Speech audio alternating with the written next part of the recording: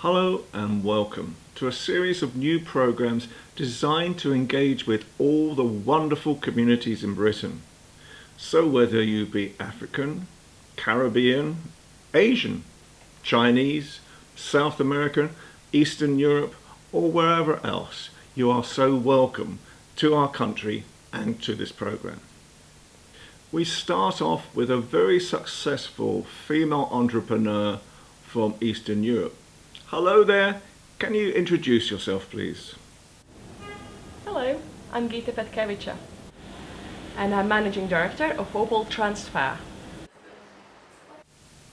Gita, what gave you the idea to start up Opal Transfer in the first place?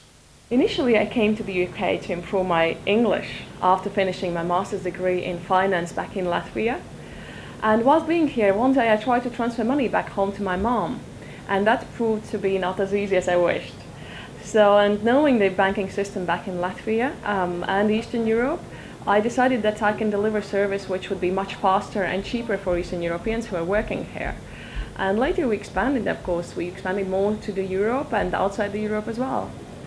I established Opal Transfer in 2003 and now I have 25 full-time staff over 3 branches in London. That's so interesting, Gita. Do East European people bring hard work and dedication to the workplace? Definitely. I employ quite a few Eastern Europeans myself, and what I sense about their character, their work attitude, is that they are very determined to deliver good results. Whether I see it or I don't see it, they do it for themselves. So I love the determination, exactly what Eastern Europeans are having when they come to work.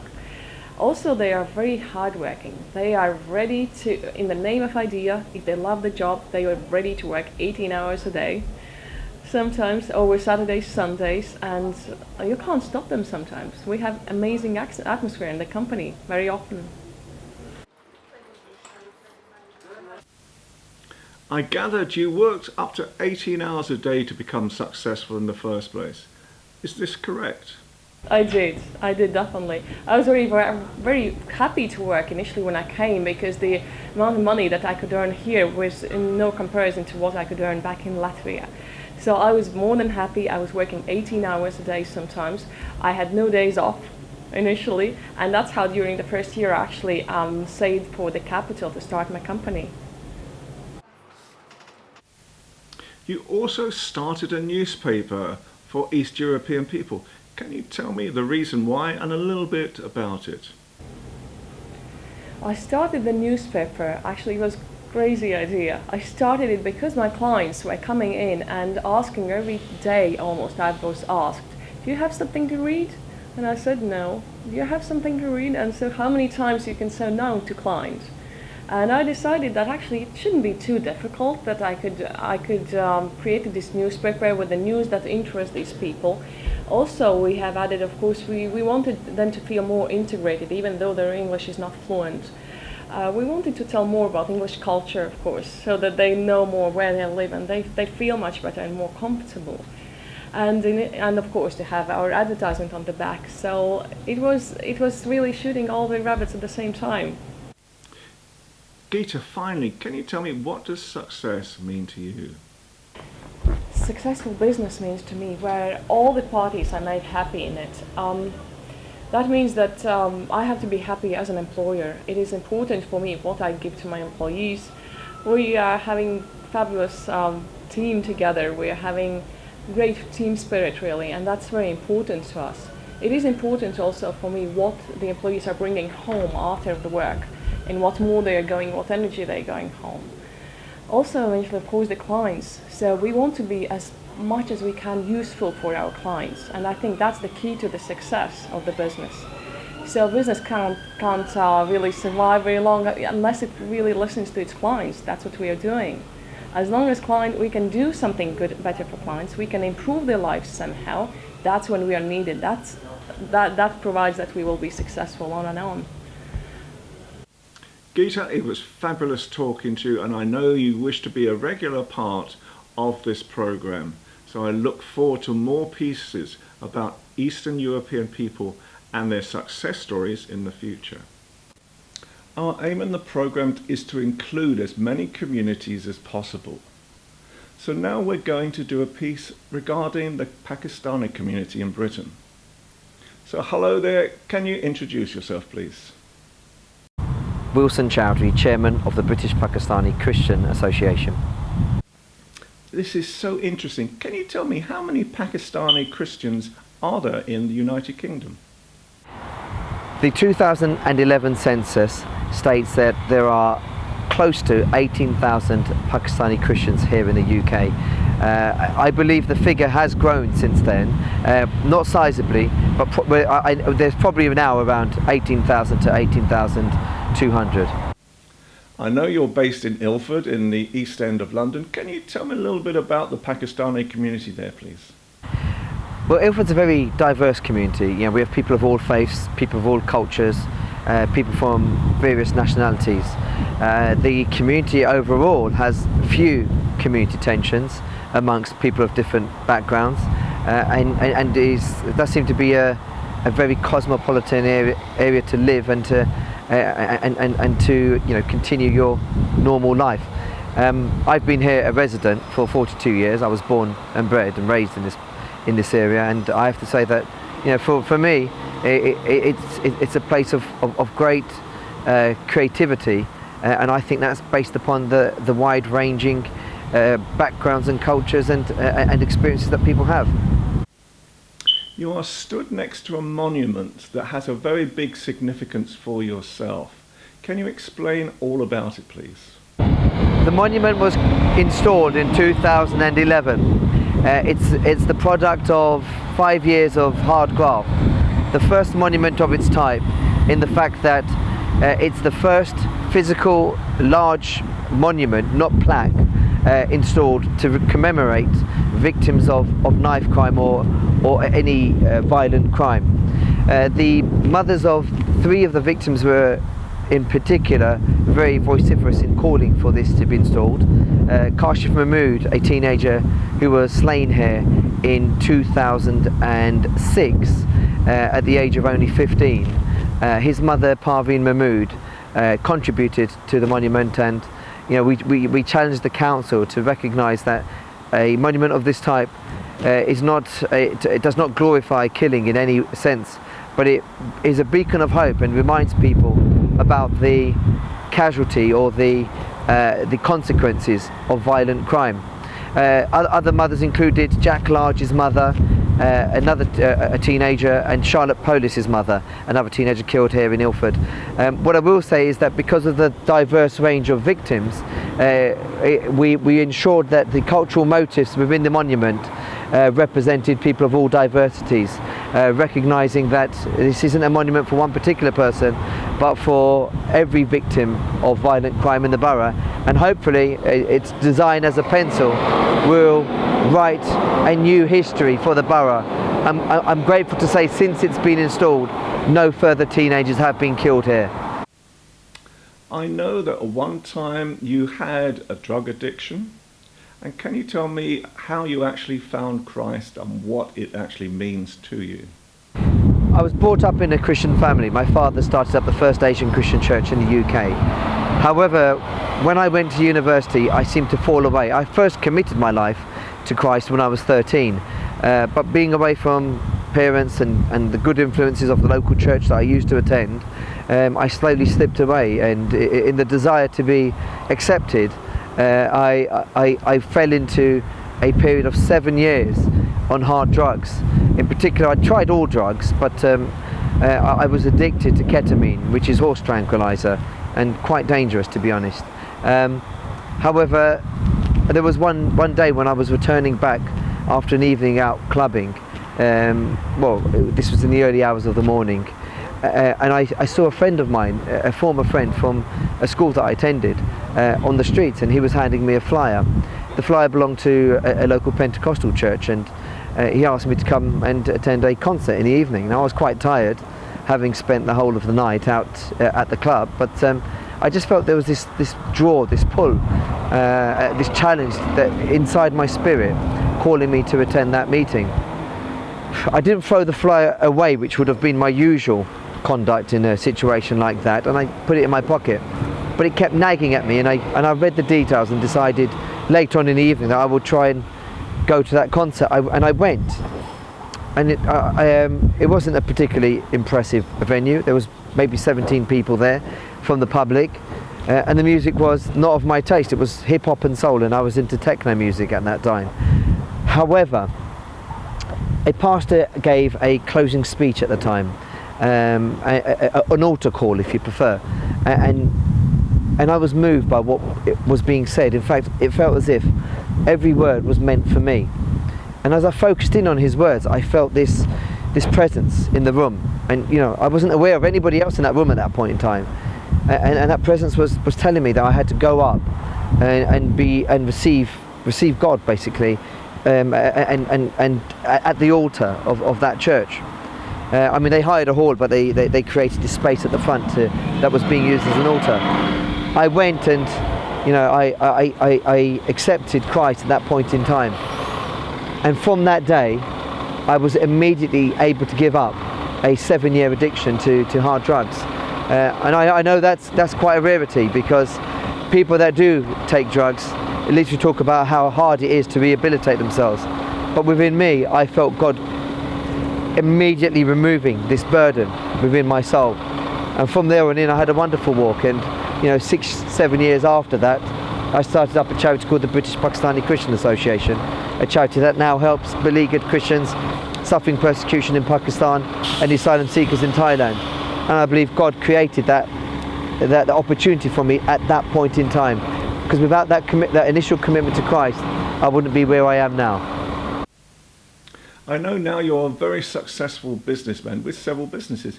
Can you tell me about them, please? I started my first business at 19 years of age.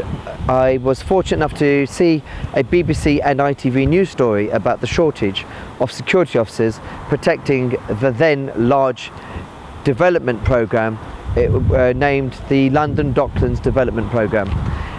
I realised that at university my colleagues were unemployed, and so I had an immediate resource of potential employees. I used a student loan to buy some signs and to create my first marketing literature. Travelled on bus to various construction sites and handed across this marketing literature to every surveyor I could find. On the back of that, I was able to win a number of contracts, and by the end of the first year my turnover was over 100,000, and I'd placed at least 20 people in semi-permanent employment. Since then the business has grown. I mean, it reached its peak in 2009 with a turnover of 2.9 million. Public sector cuts have reduced it somewhat, but we are back on a growth phase, I should say. But in the meanwhile, I've started up other businesses. I now run a printing firm, one that is Christian owned. I have a business partner who's Nigerian Christian, and one of our mottos is that we equip the church through print and design. and it's just, you know, over a period of time I've learned how to redefine how my businesses operate. I remember in the early days when I started my company, we didn't invest much into people or the professionalism of a service. Now you see liveried vehicles, fully trained officers, and I think it's that realization that we have to pay attention to the service levels that has enabled me to build and develop my businesses. Wilson, thank you so much for your time. It's been inspiring again. Thank you.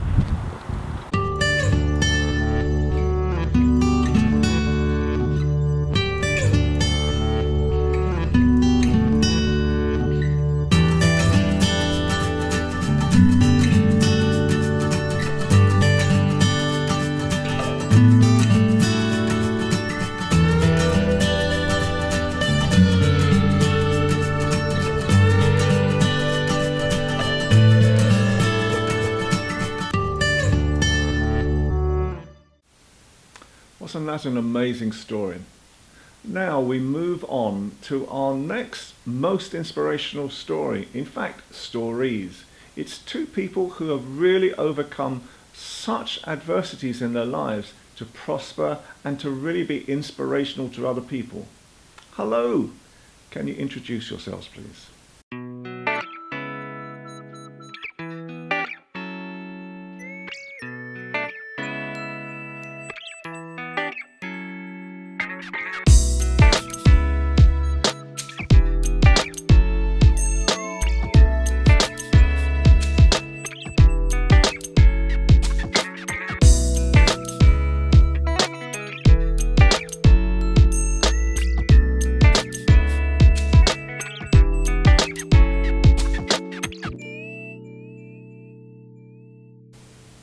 Hello, my name is Charles Mutonga.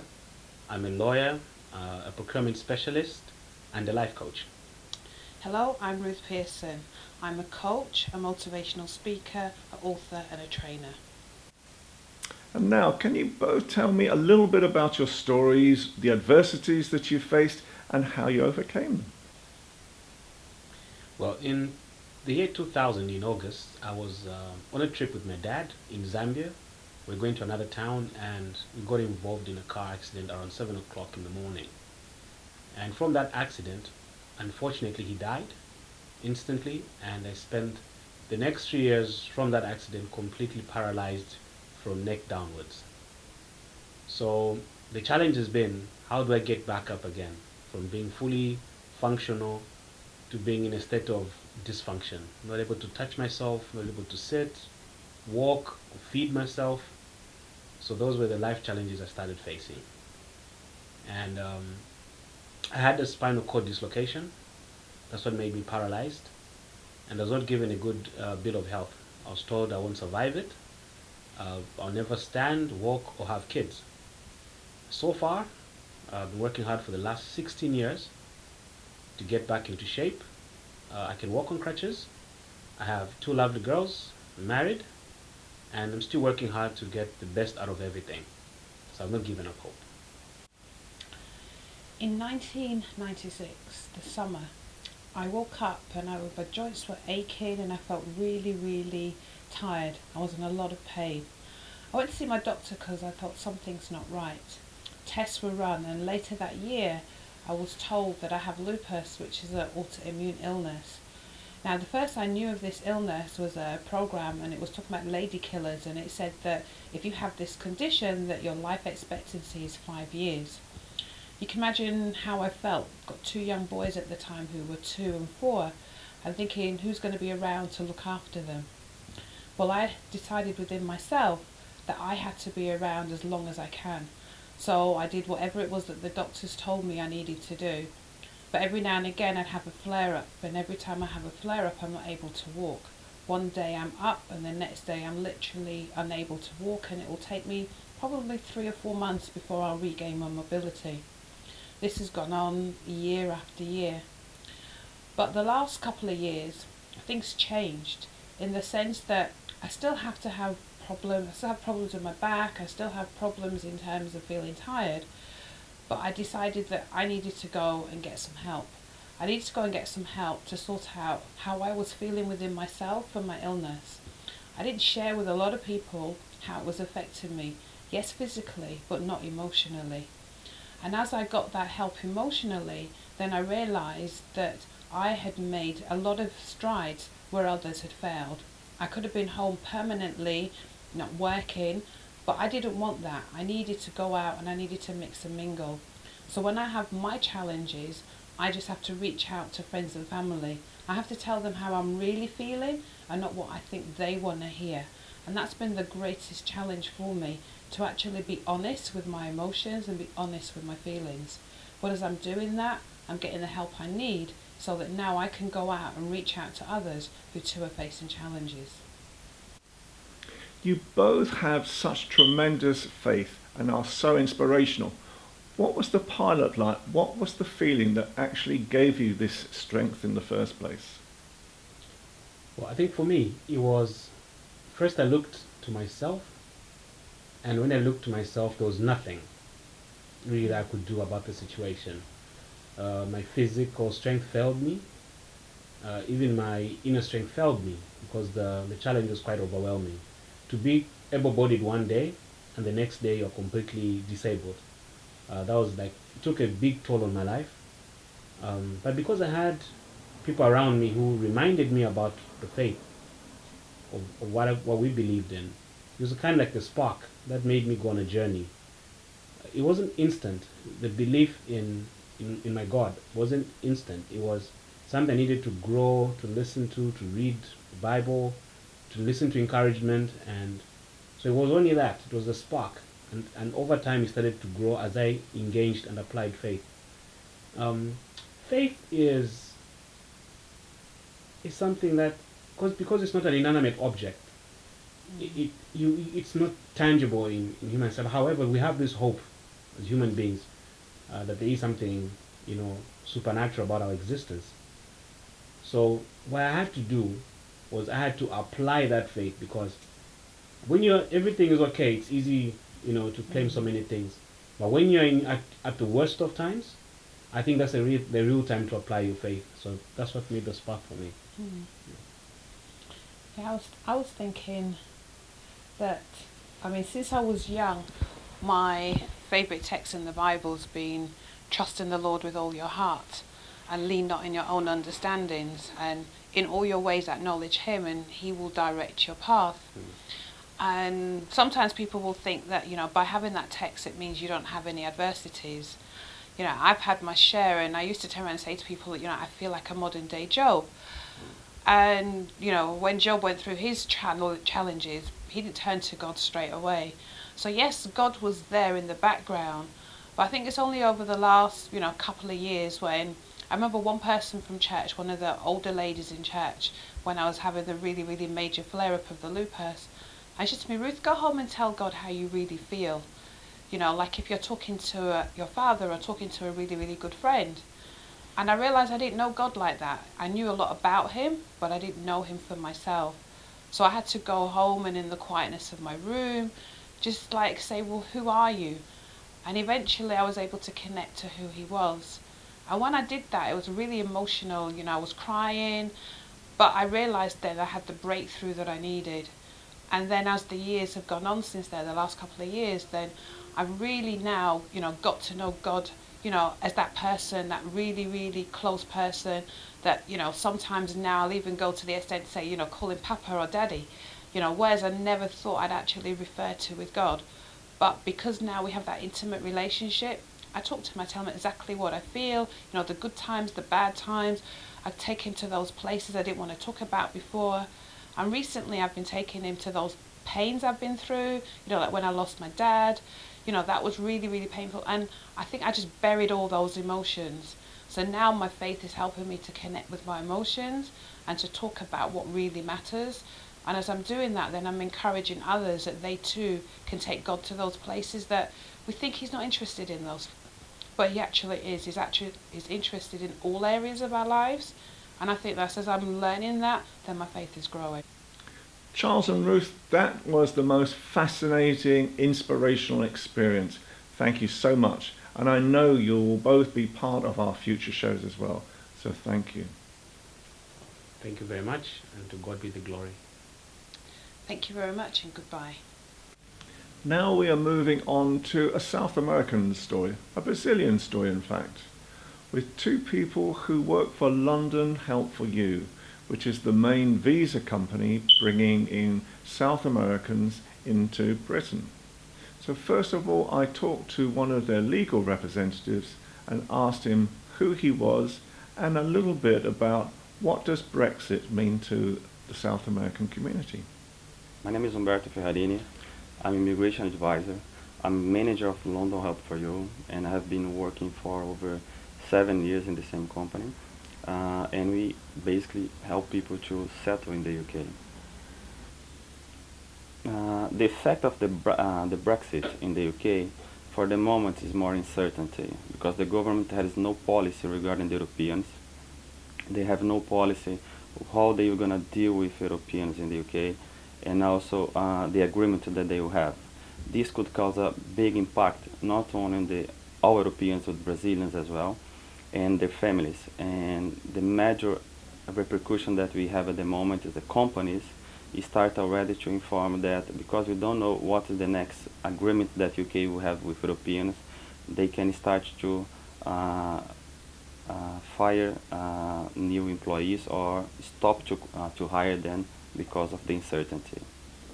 And now we move on to the owner and the inspiration behind London Help for You. Hello again, can you introduce yourself please? Hi, my name is Francine Mendonça. I'm Brazilian. I have a London Help for You in London for 15 years and I work with immigration. Most of our clients are from South America, so we are here to help people.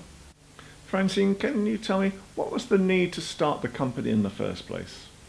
Because I'm an immigrant, I feel the needs for the society, for the Brazilian, like the Brazilian community in the UK. And that's why I decided to open London Help for You. And I was the pioneer for the Brazilian community. And I start with intercambio, like student exchange. And after I part to the immigration, I start to upgrade myself and I apply for the license. And for the first 3 years, we didn't charge any consultation. We are just seeing every single client who come to our door and help them and give free advice for them. That's very interesting. What values do you think Brazilians bring to Britain? Well, the Brazilian community add a lot in this country. Brazilians are good for Britain. We have lots of Brazilian business in the market. We have our culture already everywhere. Brazilians restaurants, Brazilian people help a lot in the economy.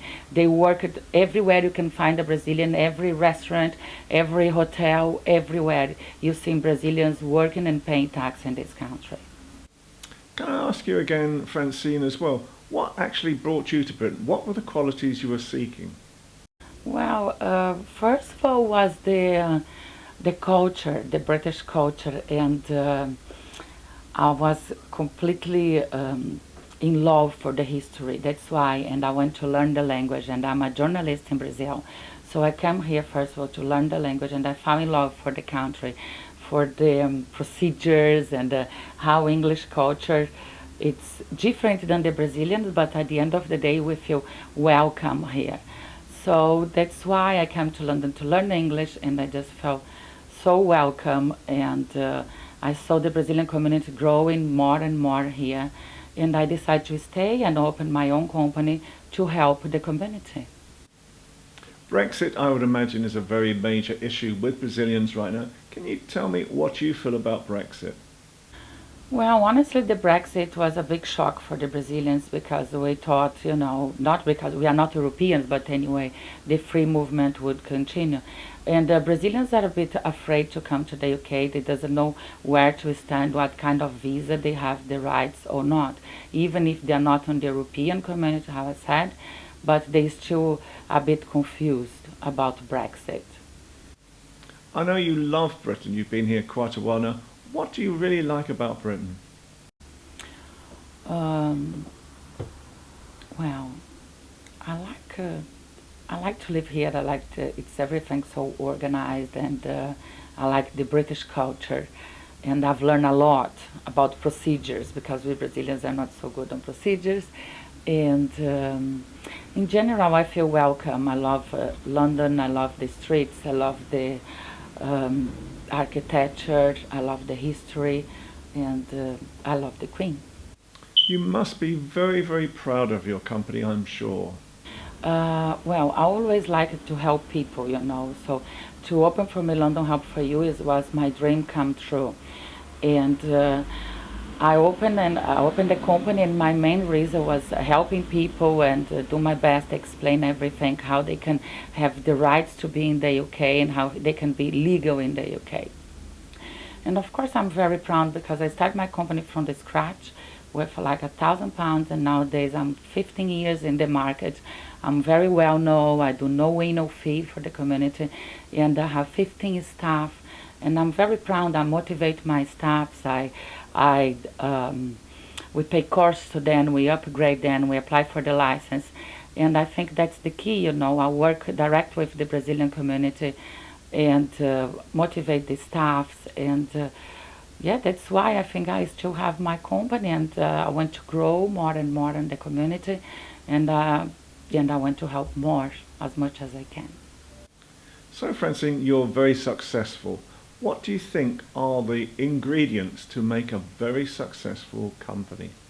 I think the secret to manage a company to be successful is to be focused and try to always upgrade yourself about the rules and how can we improve more and more. And of course, motivate people around you, look after your staff and look after your client. A good customer service, it's the key for the success, I believe. So tell me, what does the future mean to Francine and also to Brazilians in Britain? Wow, that's a good question. My personal future, of course, I'm going to still live in the UK and develop more myself, and maybe I'm planning to be involved in the politicians. So let's see what's going to happen. And the company, for sure, we're going to keep work with immigration and check what this Brexit is going to be, and upgrade ourselves as well and give the best of our best to the community. That's my future. Francine, that was a tremendous insight into your business and Brazilians in Britain. Thank you. Thank you very much, and it will be a pleasure to be part of the show. Now we're going to bring some glamour and some lifestyle and some fashion to the program as well. We very much believe in creating and showing off the best designers from the different communities. So now we are talking to two ladies from the Caribbean community. Hello, please introduce yourself. Hi, my name's Karen Carmody, and this is my daughter Crystal Carmody. We run a fashion label together called Karen Carmody, named after my mother, and we're originally from the Caribbean, so our label has a lot of colour involved and sparkle, and has the Caribbean influence with the collections. I know now that you actually also design most of the costumes for Miss England, especially their evening costumes. Can you tell me how this happened? Yes, so we started our involvement in 2008 when we started the label, and we actually dressed the Miss England for the Miss World final.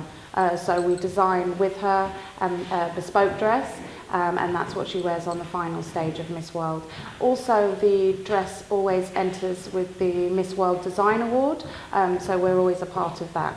And we came top 10 in 2011 with one of our designs, which was amazing.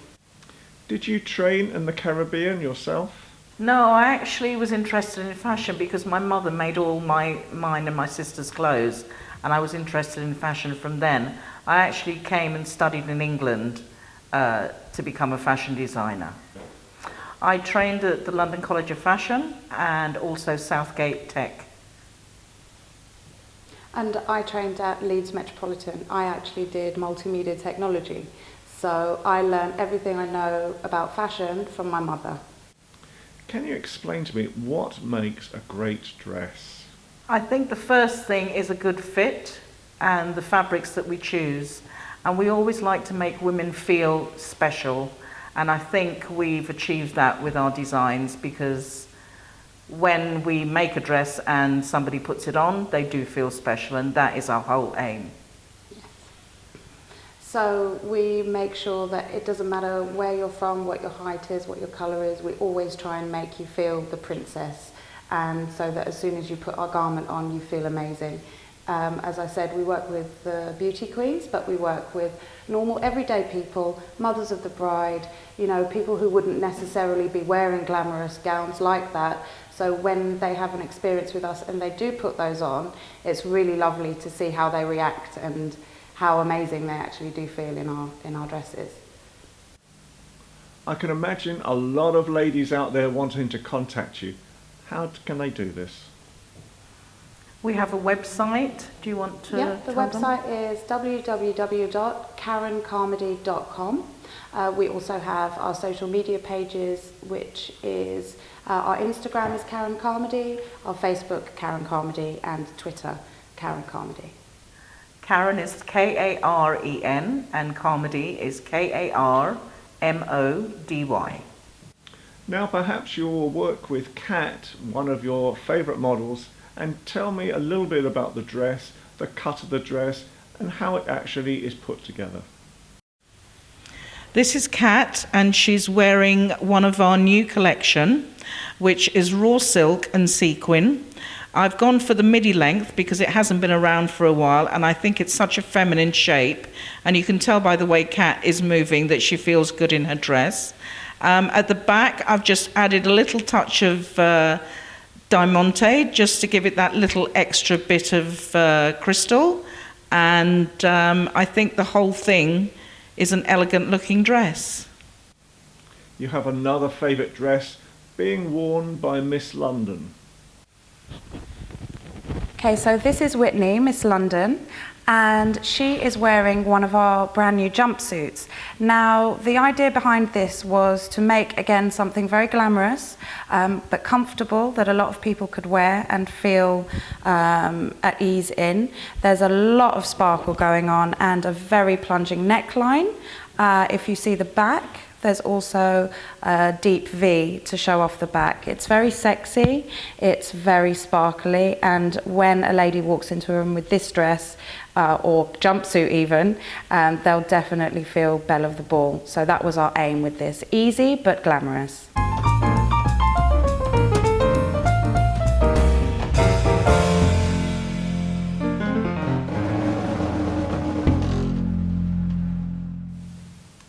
I know you're also very famous for your swimwear, especially for female bodybuilders.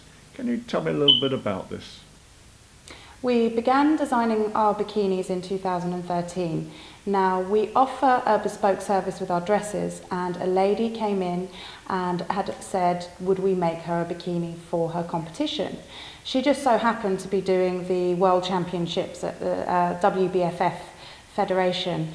And since then, we've learned a lot about the girls. You know, they work extremely hard on their bodies, and the fit, again, that's very important with us, is very important with the bikinis. So that's why we started kind of making and being quite successful with the bikini girls, because we know how to dress their bodies. They work very hard, and you need to frame that body on stage. And of course, there's a lot of glitz and sparkle, which we love.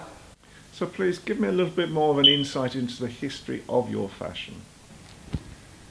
I did my fashion degree. I started in Southgate and went on to London College of Fashion. I worked in fashion for a while and then kind of lost my way. I then had Crystal and completely changed my career. I started working in the city, and it's only when Crystal became a teenager and she was actually an ice skater and started making all her ice skating costumes that I started getting the feel for it again. And then Crystal went off to university, and while she was at university, I went to see her, and driving back to London, had an accident, and I'm very lucky to be here today. realised life is too short, so I went and handed in my notice in the city and just threw myself back into fashion. And it's when Crystal came back from university, she decided that we were going to have a label, a fashion label. So the dreams I had as a young girl, Crystal actually made happen, because it was her determination that got us and pushed us towards getting this fashion label. Finally, the two of you, what advice would you give any aspiring fashion designer from the Caribbean? Don't be afraid of hard work, never give up, and always, always know you're going to succeed.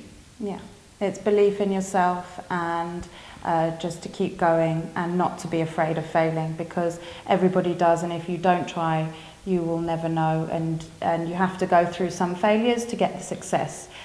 So you have to be prepared and to be strong enough for that, but it is possible for anybody. As long as you have the passion, you will succeed. Now I thought we would take an opportunity to talk to Miss London as well and get her to explain, how does the competition and community work together? Hello, my name is Whitney Martins and I'm Miss London. During my journey with Miss England, I had the opportunity to engage with so many different communities and raise money for a lot of different charities. The charity is called Beauty with a Purpose, and it raises money for disadvantaged children across the world and also in England, very close to home. My chosen charity was St Christopher's Hospice, which is in South London, which is where I live. I had the opportunity to engage with them as a community, do loads of work with them, go to events with them, invite them to my personal events, invite them to my work, which was great because it really has a sense of community and bringing a community together. And London, being so diverse, that's really what we aim to do, bring everyone together. Next we have a piece from my friend and colleague Helena Shard, the royal photographer, and she tells this snippet about the young Princess Elizabeth. Princess Elizabeth, as a young child, was very, very prim and proper and orderly, unlike her mischievous sister Margaret Rose. But on one occasion, during a French lesson, Marion Crawford was very, very, very shocked to find Princess Elizabeth up to tricks. Now, we discovered that she really, really didn't like her French lessons, and she sat there and thought, what can I do to stop my French lesson? She really, really didn't like it, and she just sat there, picked up her pot of ink and poured it all over her head, and all this black ink trickled through her blonde little curls. Marion Crawford was absolutely horrified, obviously raced to clean Princess Elizabeth up, but it just shows that there was a little bit of mischief within Princess Elizabeth.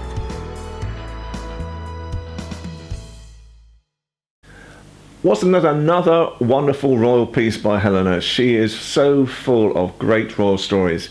Now we move on to Ian Driscoll, our business correspondent, who is giving us more very good tips on how to create a business, and also talks about his new educational series that he is developing for people who want to become entrepreneurs. Ian, tell me first of all, what are the fundamentals for starting a successful business? Is it a limited company? Is it a business trading name? Is it an accountant? Tell me all the facets. Well, fortunately, anybody can be a sole trader. You have a certain amount of time in which to inform the authorities you've started your own business, and there are many, many advantages to that, of course, because you can actually offset a room in your house and costs and phone costs against your business, because obviously a lot of people don't make a good profit in the first 12 to 24 months. So all the help you can get is to be tax efficient and get it right. What's the first principles? It's obviously inspiration, but it's perspiration as well. Ian, you just took the words out of my mouth. Yep, it is, as I've always said, it's find something that lights you up, really, sets you on fire, and then go down that route and take as much advice as you can, do the diligence to people in the similar industry yourself. And again, anybody can now succeed through the internet. It's just an amazing opportunity everybody has now. But as I said, the fundamentals will always stay the same. Your ambition will take you anywhere. So as Ian said, success is obviously perspiration. Yes, perspiration. You are pitched 10 new businesses a week coming to you because you're so successful yourself. What actually is the key characters for making a business resonate for you? Okay, you're absolutely right, Ian. There are that many opportunities around. As I say, there's actually too much opportunity now. Unfortunately, the internet being the internet, it's hard to know enough about the company, because lots of these, they're not bricks and mortar companies. You can't go and touch the building with a lot of them. But there's some very, very basic fundamentals, which is exactly what I'll be going through with the videos each month that I do. Because, again, it's such a big topic, each aspect of that needs a little bit more looking into to give you hints and tips about that. But, you will learn through the videos.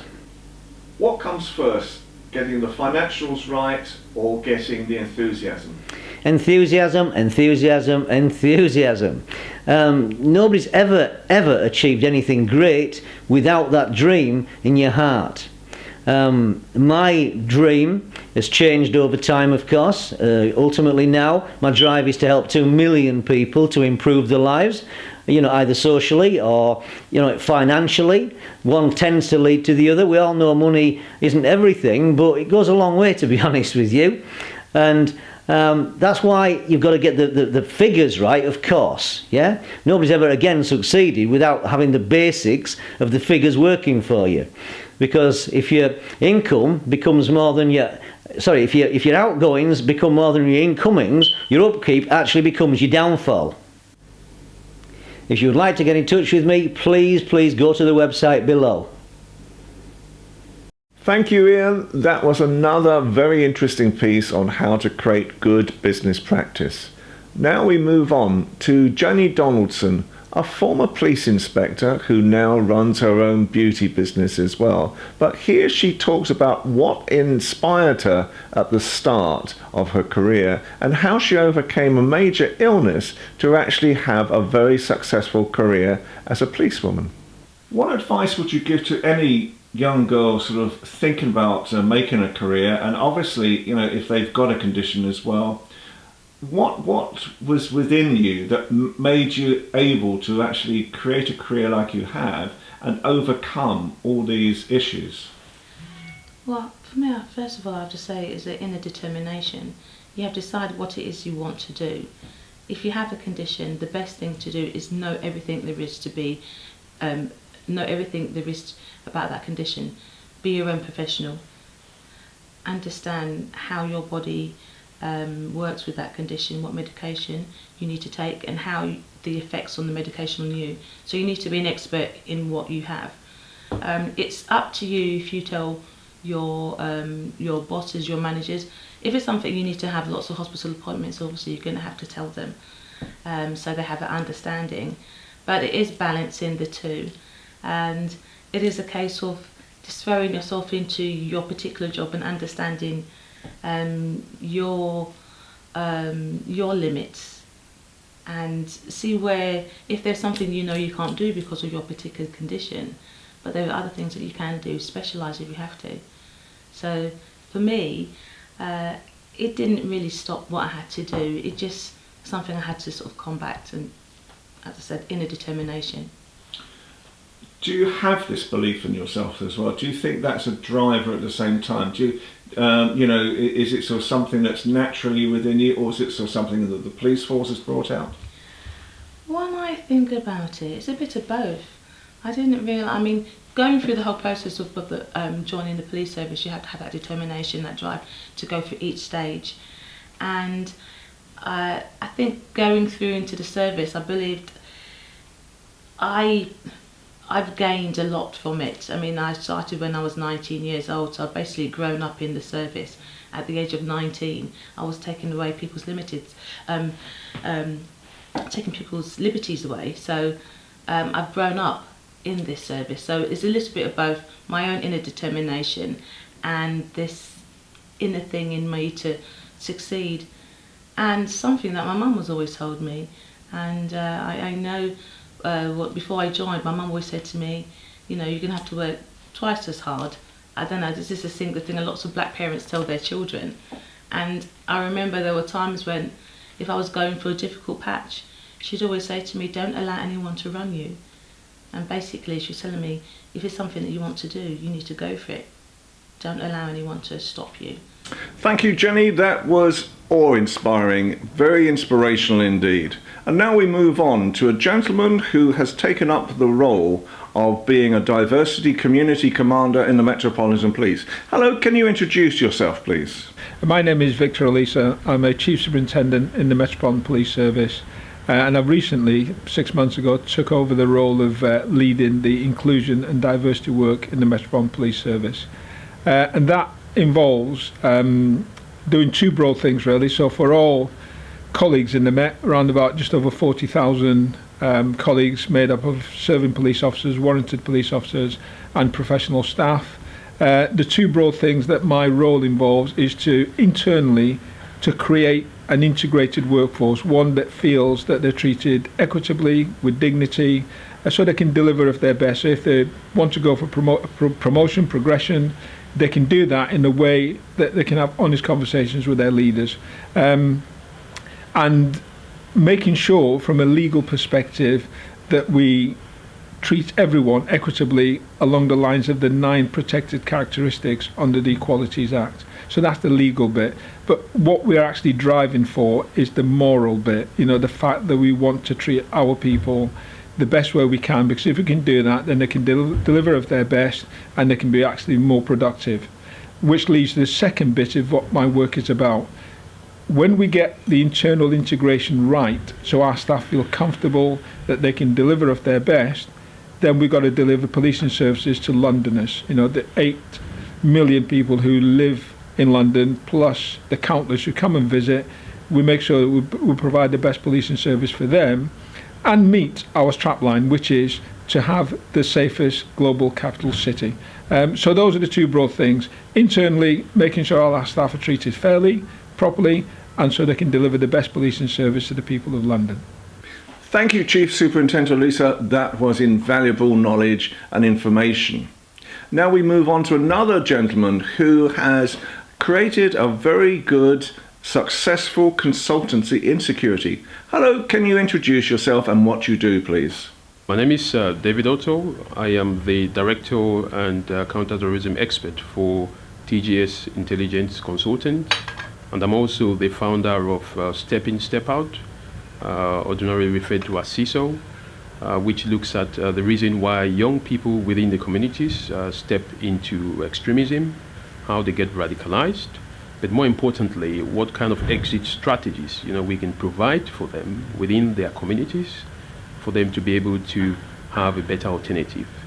So our organization, rather than just looking at the advice based on hard strategy, which is the military style strategy, we recommend that a soft approach is used in looking at the reasons why these people join, looking at the motivation, looking at how the government can address some of the capabilities of these terrorist organizations, and also the opportunity theory. So I think most of our focus at the moment is on looking at the ignored African communities and the Caribbean communities, which are very, very much involved in radicalization. They are very much involved in violent extremism.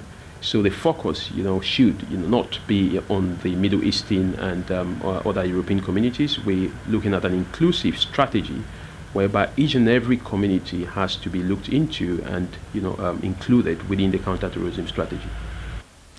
Thank you, David. That was absolutely inspirational as well, and a great understanding of what's happening in Europe and in Africa.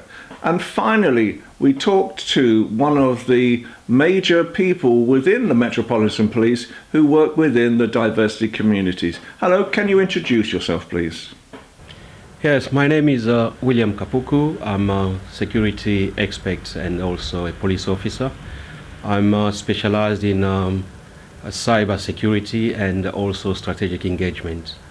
To answer to your questions, I will say that as human beings, we do not forget our past. We don't change anything when it comes to the past, but we've got the ability and the capacity to change the present and the future.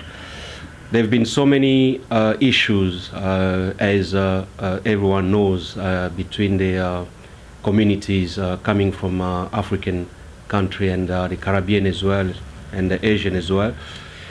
The challenges in 2017 will be, first of all, is the engagement with communities, because there have been a big gap between the establishment and the communities that are coming from other parts of the world. Then that gap needs to be filled. So there needs to be a comprehensive strategy how to engage and strengthen that relationship with other communities, so they can feel part of the United Kingdom, and also given a voice for them to be valued and contribute to what we are going through, and also bring solutions to other community issues. And in this time of Brexit and economy uncertainties, and also politic divisions, infighting, and all other issues that make us be divided, I think that we need to strengthen our relationship with the communities, because without the communities we don't get information, but with the communities we can stand together. So, gentlemen, the last question for 2016 and going into 2017 is, what do you see, each of you, as a positive message for the new year? 2017 for me is a year where I envisage that all communities would be able to work together and work also with the establishment, and establish trust. And I think this is going to be a year where if all this goes according to plan, then we'll have a very safer world. Yeah, I mean, 2017 will be the year that youth need to be recognized and engage, especially with the youth, and also look at the cyber security and offenses that is happening, and by more engaging with the youth, I think that we'll know more and also prevent a lot of things from happening. So 2017 is a year that I hope that we'll show more compassion, where the rich and the powerful will actually look at actually supporting the not so rich and the powerful, where we can close the gap between the haves and the have-nots, and we can reduce the level of intolerance that we're actually seeing developing over the last few months, both politically and socially. I'm just wishing that 2017 brings humanity back together again, so we can all work as one to achieve what we can. Can I thank everyone who's been involved in this issue of the programme, Helena Shard, and obviously Marie Antonou, who does the videography and editing as well. So until our next occasion in February 2017, I say goodbye for now, and have a most happy and prosperous new year.